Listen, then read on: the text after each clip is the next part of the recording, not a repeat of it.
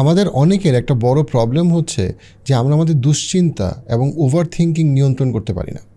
আমরা দুশ্চিন্তা করতেছি, কখনো সেই দুশ্চিন্তার কোনো স্পেসিফিক রিজন আছে, যেমন আমি হয়তো অসুস্থ, আমার হয়তো চাকরি চলে গেছে, অথবা আমার হয়তো ডিভোর্স হয়েছে। আবার কখনো কখনো সেই অতিরিক্ত দুশ্চিন্তাটা ভিত্তিহীন, আমি ছোট ছোট জিনিস নিয়ে ভয় পাচ্ছি। হয়তো আমি আগে অনেক প্রেজেন্টেশন দিয়েছি বা তারপরেও কালকের প্রেজেন্টেশন নিয়ে আমি ভয় পাচ্ছি। হয়তো আমি আগেও কোনো একটা মিটিংয়ে গেছি, কিন্তু কালকের মিটিং নিয়ে আমি ভয় পাচ্ছি। আমি চাকরি চলে যাওয়ার ভয় পাচ্ছি, যদিও চাকরি চলে যাওয়ার কোনো সম্ভাবনা নাই, বা কেউ বলে না যে তোমার চাকরি চলে যাবে। আমি অনেক সময় মজা করার জন্য এটাকে বলি পায়ের নিচে মাটি নাই সিনড্রোম। বাট মূল কথাটা যেটা, সেটা হচ্ছে যে আমার পায়ের নিচে মাটি নাই। এবং এই ব্যাপারে কোরআন খুব সুন্দর কিছু দিক নির্দেশনা দেয়, খুবই সুন্দর কিছু দিক নির্দেশনা দেয়। এবং যেই দিক নির্দেশনাগুলা আমাদের জন্য খুবই ইম্পর্ট্যান্ট। আমরা যদি কোরআনের জায়গা থেকে দেখি যে কীভাবে দুশ্চিন্তা দূর করে, বা কীভাবে অতিরিক্ত পরিমাণে নার্ভাসনেস কীভাবে কন্ট্রোল করা যায়। প্রথমত যেটা, সেটা হচ্ছে গিয়ে যে অ্যাকনলেজ করা যে আমরা অনেক সময়ই আমরা দুশ্চিন্তাগ্রস্ত হই, কেউ বেশি কেউ কম, এবং আল্লাহ আমাদেরকে বিভিন্ন রকম দুশ্চিন্তা দিয়ে পরীক্ষা করেন। আল্লাহ নিজে কোরআনে বলতেছেন, ওয়ালা নাবলু আন্নাকুম বিশাইইম মিনাল খাউফি ওয়াল জু। আয়াতের এই অংশে আল্লাহ বলতেছেন যে অবশ্যই আমি মানুষকে পরীক্ষা করব, এবং সেই পরীক্ষা যে জিনিসগুলো দিয়ে করবো তার মধ্যে একটা হচ্ছে খৌফ। এখানে খৌফ বলতে বোঝানো হচ্ছে ইন্টেন্স ভয়, ইন্টেন্স ফিয়ার, রাইট? যেই ওয়ার্ডটার মধ্যে ডেফিনেটলি দুশ্চিন্তা ইনক্লুডেড। দুশ্চিন্তা, অতিরিক্ত নার্ভাসনেস, সামনে কি হবে, সামনে হয়তো খারাপ কিছু হবে, আমার হয়তো ক্ষতি হবে, আমি হয়তো খুব অসুস্থ হয়ে যাব, আমার হয়তো এমন একটা অসুখ হয়েছে যেটা কেউ বুঝতেছে না। কিন্তু আল্লাহ নিজেই নিশ্চিত করছেন যে ধৈর্য ধরবে সেই সুসংবাদপ্রাপ্ত, মিনিং সেই আসলে এই দুশ্চিন্তা থেকে বের হইতে পারবে। তবে আল্লাহ পরীক্ষা করবেন। অ্যাট দ্য সেম টাইম আল্লাহ যেমন আমাদেরকে পৃথিবীতে পরীক্ষা করবেন, আল্লাহ আবার নিশ্চিত করছেন আমাদেরকে কোরআনে। আল্লাহ বলছেন সূরা বাকারার একেবারে শেষ আয়াতের প্রথম অংশে যে লা ইউকাল্লিফুল্লাহু নাফসান ইল্লা উসআহা। আমি কোনো নফসকে আমি এমন কোনো বোঝা দিয়ে পরীক্ষা করব না যে বোঝাটা অতিরিক্ত ভারী, যেটা সে বহন করতে পারবে না। মিনিং আপনার পক্ষে অসম্ভব এমন কোনো পরীক্ষা আপনাকে আল্লাহ দিবেন না, এটা উনিই প্রমিস করছেন। অর্থাৎ আপনি যদি কোরআনে বিশ্বাস না করেন, আল্লাহকে বিশ্বাস না করেন, তখন আপনার যদি চাকরি চলে যায়, অথবা আপনার যদি ব্যাংক্রাফট হয়ে যান, অথবা আপনার যদি অসুখ হয়, আপনার আসলেই পায়ের নিচে মাটি নাই। কারণ আপনার কাছে মনে হয় আমার তো সব শেষ। কিন্তু যদি আপনি আল্লাহকে বিশ্বাস করেন, যদি আপনি কোরআনে বিশ্বাস করেন, দেন আপনি নিশ্চিত জানেন যে এটা আল্লাহর পক্ষ থেকে পরীক্ষা, এবং আমি ভেঙে পড়ার আগে আল্লাহ আমাকে গড়ে তুলবে, আমি শেষ হয়ে যাওয়ার আগে আল্লাহ আমাকে টেনে তুলবে, হয় পৃথিবীতে তুলবে, না হলে কিয়ামতের দিন তুলবে। যদি আমার মৃত্যু হয়, আমি যদি ধৈর্য ধরি, আমার যদি তাকওয়া থাকে, দেন আল্লাহ আমাকে ইনশাআল্লাহ জান্নাত দিবেন। আর আমি যদি ধৈর্য ধরি, দেন যদি আমার মৃত্যু না হয়, দেন ইনশাআল্লাহ আল্লাহ আমার জন্য ভালো কিছু রাখছেন। সবসময় আপনি একটা ভালো কিছুর জন্য অ্যান্টিসিপেট করতে পারতেছেন। কেন? কারণ আল্লাহ আপনাকে প্রমিস করছে যে উনি এমন কোনো কিছু দিয়ে আপনাকে পরীক্ষা করবে না যেটা আপনার, এমন কোনো বাধা আপনাকে দিবে না যেটা অতিক্রম করা আপনার জন্য অসম্ভব। আপনি যদি ইভেন মৃত্যুর কথাও চিন্তা করেন ঠান্ডা মাথায়, দেন অথেন্টিক হাদিসে আসছে, রাসূলুল্লাহ সাল্লাল্লাহু আলাইহি ওয়াসাল্লাম আমাদেরকে জানিয়েছেন যে মুমিন ব্যক্তির জন্য মৃত্যু একটা দামি মূল্যবান পুরস্কার। অর্থাৎ কারণ মৃত্যু তো হচ্ছে কি সেই বাধা যেটা অতিক্রম করার পরে আপনি জান্নাতে যেতে পারতেছেন, আপনি আল্লাহর রহমত পুরোপুরিভাবে পাচ্ছেন, কিয়ামতের দিনে আপনি ছায়া পাচ্ছেন, এবং আপনার জীবনের সমস্ত রিস্ক চলে যাচ্ছে। পৃথিবীতে 100% রিস্ক ফ্রি কেউ না, পৃথিবীতে 100% আপনার দুশ্চিন্তামুক্ত কেউ থাকতে পারে না। কারণ পৃথিবীতে আপনি অসুস্থ হইতে পারেন, আপনাকে নিয়ে কেউ খারাপ কথা বলতেছে, আপনি বিপদের আশঙ্কা করতে পারেন, পৃথিবীতে রিস্ক আছে। তো পৃথিবীতে দুশ্চিন্তা করার মতো অনেক কিছু আছে, পৃথিবীতে ইনসিকিউরিটি আছে, কিন্তু জান্নাতে কোনো ইনসিকিউরিটি নাই। এবং জান্নাতের বর্ণনাতে দিতে গিয়ে কী বলা হয়েছে, জান্নাতের বর্ণনাতে গিয়ে কোরআনে বলা হয়েছে জান্নাত এমন একটা জায়গা যেখানে মানুষের কোনো ভয় থাকবে না, কোনো রকম তারা কোনো কিছু নিয়ে দুশ্চিন্তা করবে না, তাদের কোনো ইনসিকিউরিটি থাকবে না। জান্নাতের একটা ইম্পর্টেন্ট জিনিস হচ্ছে যে জান্নাতে কোনো অ্যাংজাইটি নাই, রাইট? জান্নাতে কোনো প্যানিক নাই। কিন্তু পৃথিবীতে কিছু কিছু মানুষ আছে যাদের অ্যাংজাইটি বা ইনসিকিউরিটি অতিরিক্ত পরিমাণে বেশি হয়, এবং তারা এটাকে নিয়ন্ত্রণ করতে পারে না। অনেক ক্ষেত্রে তারা হয়তো বা সাইকিয়াট্রিক মেডিসিন নিয়েছে, অনেক ক্ষেত্রে তারা হয়তো কগনিটিভ বিহেভিয়ার থেরাপি কাউন্সেলিং করেছে, বাট তারপরেও তার ইনসিকিউরিটি কমতেছে না। এবং সেই জায়গাটাতে স্পিরিচুয়ালিটি তাদেরকে অনেক হেল্প করতে পারে। একদিকে যেমন ডেফিনেটলি আপনার প্রচণ্ড অ্যাংজাইটির পেশেন্টদেরকে আমরা দেখি যে তাদেরকে সাইকিয়াট্রিক মেডিসিন কিছু ক্ষেত্রে অনেক হেল্প করে, অনেক ক্ষেত্রে কগনিটিভ বিহেভিয়ার থেরাপি অনেক হেল্প করে, অনেক ক্ষেত্রে মেডিটেশন অনেক হেল্প করে। অ্যাট দ্য সেম টাইম অনেকের ক্ষেত্রে স্পিরিচুয়ালিটি বা কোরআনের সাথে ভালো সম্পর্ক করে অনেক হেল্প করে। দেখেন, আমরা হাদিস থেকে জানি যে খুবই সুন্দর একটা, খুবই চমৎকার একটা ইবাদত হচ্ছে গিয়ে সুউদ্দন বিল্লাহ। সেটা মানে কি? আল্লাহ সম্পর্কে ভালো ধারণা করা, আল্লাহ সম্পর্কে ভালো চিন্তা করা। আপনি জাস্ট দ্য ফ্যাক্ট দ্যাট আপনি ভালো কিছু, পজিটিভ কিছু অ্যান্টিসিপেট করতেছেন, এইটা ইটসেলফ একটা ইবাদত।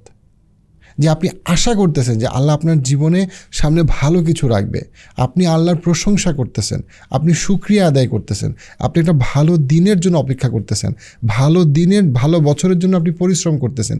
এটা ইটসেলফ একটা ইবাদত, যে অ্যাক্টিভলি আল্লাহ সম্পর্কে ভালো ধারণা করা। হাদিসে কুদসিতে এসছে যে আল্লাহ আযজা ওয়া জাল বলছেন, লম্বা হাদিসে কুদসির প্রথম দিকের অংশটা হচ্ছে যে আমি আমার বান্দার কাছে তেমন যেমন সে আমার কাছ থেকে আশা করে।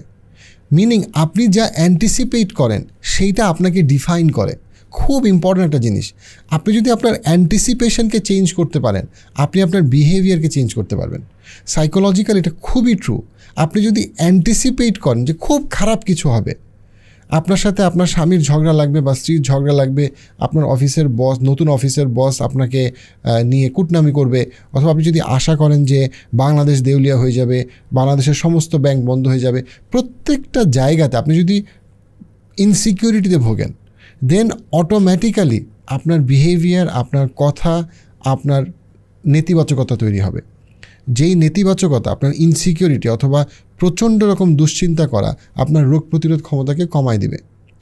কিন্তু এবং এটা শারীরিক অন্য প্রতিক্রিয়াও হতে পারে। যারা আমরা দেখি যে যাদের অ্যাংজাইটি অনেক বেশি, তাদের কিন্তু অনেক ক্ষেত্রে ফিজিক্যাল সিমটমও হয়। সো এবং ডেফিনেটলি আপনার অ্যাংজাইটি থেকে প্যানিক, সেটা তো মানে বলার অপেক্ষা রাখে না। সেটা অনেক ক্লায়েন্টরাই কিন্তু সাইকিয়াট্রিস্টদের কাছে আসে প্যানিক নিয়ে, যে প্যানিকের সূচনাটা অনেক ক্ষেত্রে হচ্ছে গিয়ে অ্যাংজাইটি। অনেক দিন ধরে অ্যাংজাইটি, দেন একটা সময় তার প্যানিক অ্যাটাক হয়। সেক্ষেত্রে ডেফিনেটলি সাইকিয়াট্রিস্টরা তাদের প্রয়োজন অনুযায়ী যে সাপোর্টটা দেওয়ার কথা সেই সাপোর্টটা দেন। বাট আমি যদি ওভারঅল আমার লাইফ থেকে অতিরিক্ত দুশ্চিন্তা, ওভার থিঙ্কিং যদি আমি কমাতে চাই, দেন আমাকে বুঝতে হবে যে আমি কেন বারবার আমি এত বাজে অ্যান্টিসিপেশন করতেছি, আমি কি ভিজুয়ালাইজ করতেছি। আপনি ঠান্ডা মাথায় চিন্তা করেন যে আপনি সামনের 1 বছর 10 বছর কি অ্যান্টিসিপেট করতেছি। আমি যদি অসাধারণ কিছুর অ্যান্টিসিপেট করি, দেন আমার শরীর, আমার মন আমাকে ওইভাবে প্রিপেয়ার করবে। খুবই সুন্দর একটা অ্যাকশন পয়েন্ট হচ্ছে যখনই আপনি লেটসে আপনি অফিসের পরে বাসায় প্রবেশ করতেছেন বা আপনি অপেক্ষা করতেছেন আপনার হাজব্যান্ড আসবে অফিস থেকে, আপনি অ্যান্টিসিপেট করেন যে আপনাদের সময়টা খুব ভালো যাবে।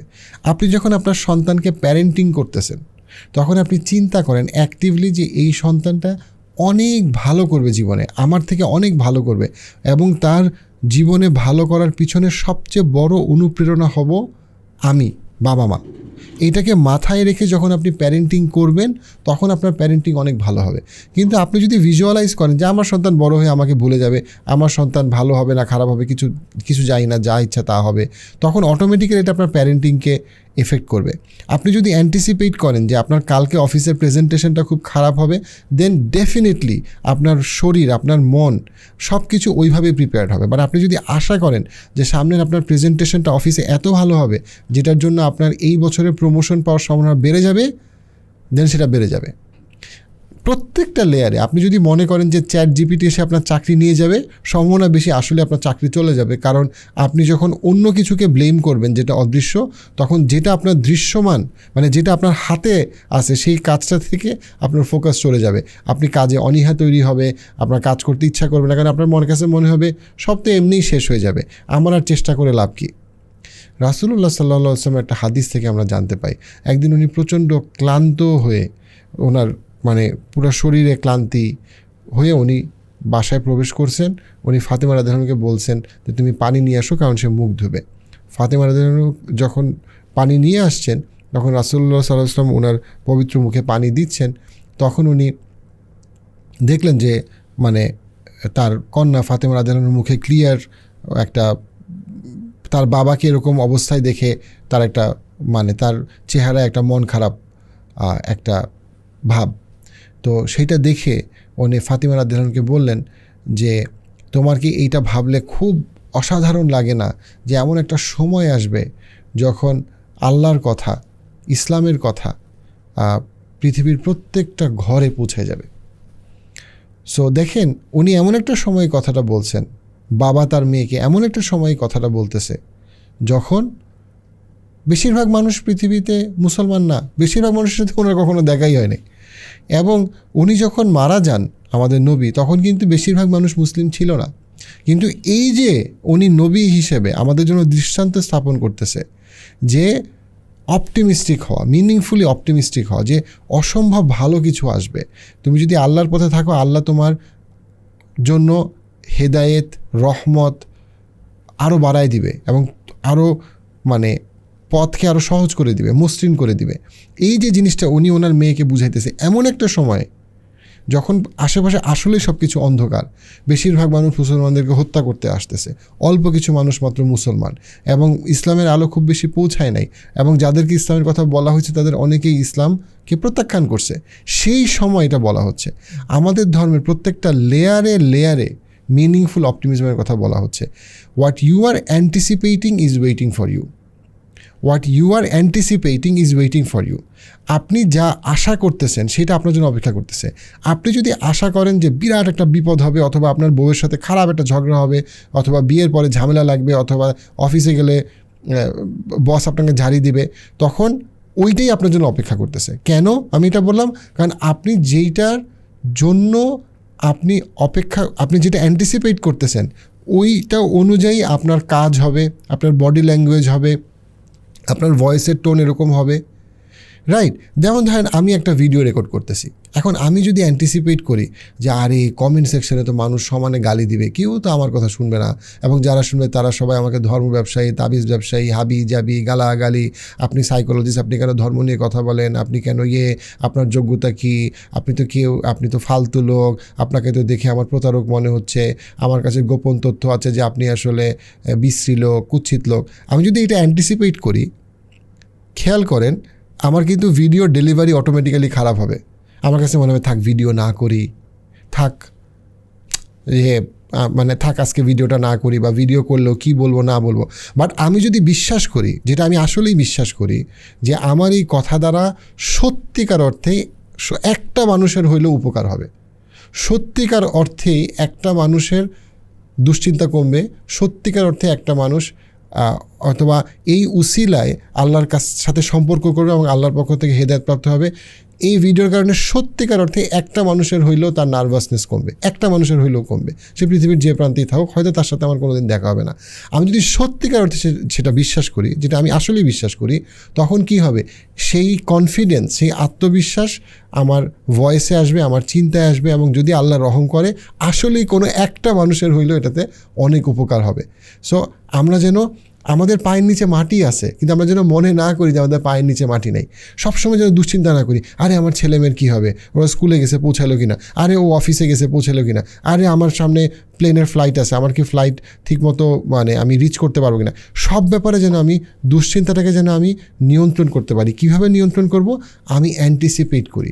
আমরা যেন মনে রাখি আমি যেটা অ্যান্টিসিপেট করতেছি সেটাই আমার জন্য ওয়েট করতেছে। আমি যদি অসাধারণ ভালো কোনো কিছুর অ্যান্টিসিপেট করি, মিনিং খুব ভালো কিছু সামনে আসতেছে, তখন ওই অনুযায়ী আমি নিজেকে প্রস্তুত করব, এবং আমি ঠিকই সামনে গিয়ে দেখবো যে ইনশাল্লাহ ওইটাই আমার জন্য অপেক্ষা করতেছে। লাইফস্প্রিং ফাউন্ডেশনের মাধ্যমে আমরা মানুষের ইফতার, বাড়ি বিনির্মাণ করা, রিক্সা, ভ্যান গাড়িতে মানুষের কর্মসংস্থানের ব্যবস্থা করা সহ আরও অনেকগুলা জরুরি কাজে মানুষকে ত্রাণ সেবা দিচ্ছি। জাকাতের প্রজেক্টে আমরা জাকাত দিচ্ছি। আমি আমার জাকাত এবং দান লাইফস্প্রিং ফাউন্ডেশনে দিচ্ছি। আপনিও যদি মনে করেন দেন আপনি আমাদের সাথে জয়েন করতে পারেন।